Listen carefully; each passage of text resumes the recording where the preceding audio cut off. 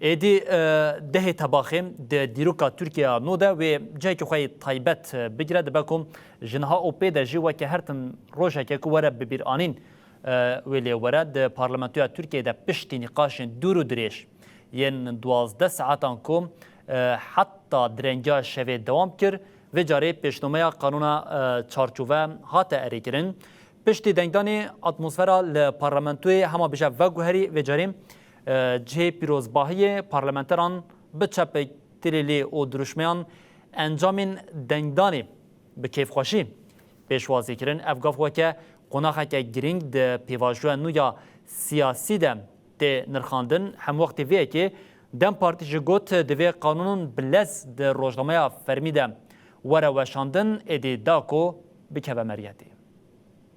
Bütünleşmenin güçlendirilmesine dair kanun teklifi açık oylama sonucu. Oy sayısı 562, kabul 468, red 88. Ji 60 parlamenteran 562 amade bûn.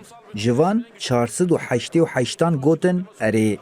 Hem hejmara kombûna parlamenteran hem jî rêjeya lihevkirinê di dîroka Tirkî de hejmarên kêmdîtî bûn.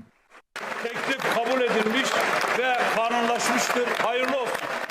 Li civata giştiya parlamentoya Tirkî piştî ku qanûn hat qebûl kirin, parlamenteran bi çepik û tilîliyan pîroz kirin, îşaretên serkeftinê kirin û dirûşin berz kirin.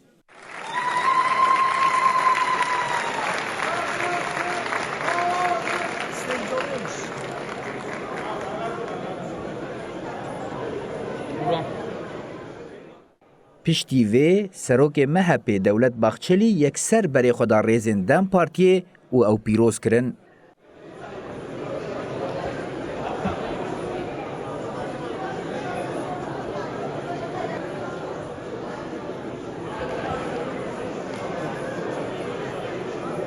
Bahçeliyê ku 78 salî ye, yek ji aktorên serekeyê pêvajoyê ye.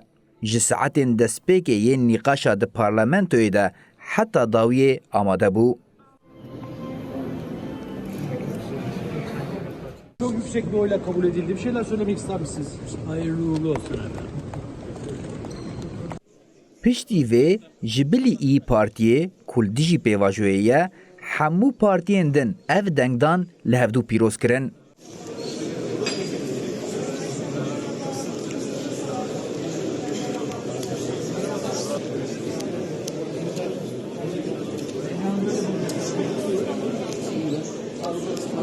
Serokê parlamentoyê Numan Kurtulmuş ev roj wekî rojeke dîrokî binav kir û diyar kir xebatên piştî wê dê xweş bimeşin.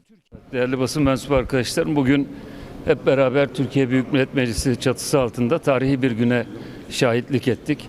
Sonraki süreç tıkır tıkır işleyecek inşallah. Li ser pêvajoya piştî wê hevseroka giştiya Dem Partiyê jî got divê êdî biryar bi lez di rojnameya fermî de bê weşandin û kanûn bikeve pratikê. Yasadan sonra esas atılacak somut adımlar çok önemli.